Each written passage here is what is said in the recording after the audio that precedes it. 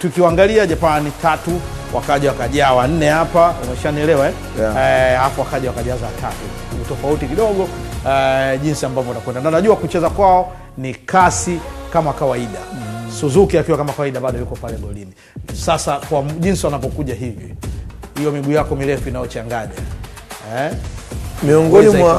Miongoni mwa vitu ambavyo nafikiri vitakwenda kutofautisha ama kutafsiri huu mchezo ni vile ambavyo Japan wataweza kufanikiwa kubaki kwenye kila ambacho wamekuwa kiamini, kwa maana ya kuanza kushinikiza kwenye eneo la juu, kufanya high pressing dhidi ya timu ambayo wao ni matajiri wa kucheza mpira, wa kumiliki mpira, possession football.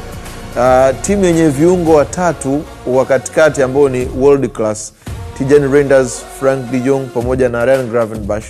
Hawa namna gani wataweza kuwalazimisha wafanye makosa ili waweze kupokonya mpira kwenye eneo la kati?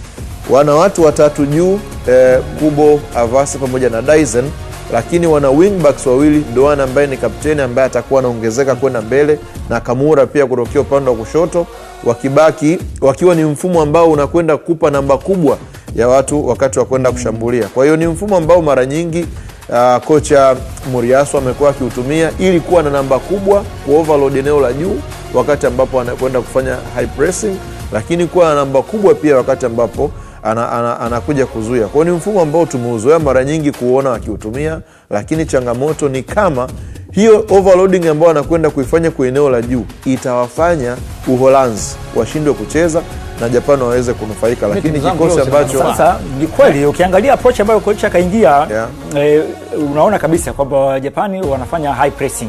Sasa high pressing huwa ndio ina faida na madhara yake. Faida yake ni kwamba unamlazimisha mpinzani wako, yani unamnyang'anya mpira katika eneo lake, huwa ni rahisi sana kuweza kureact na kuweza kuitumia hiyo nafasi.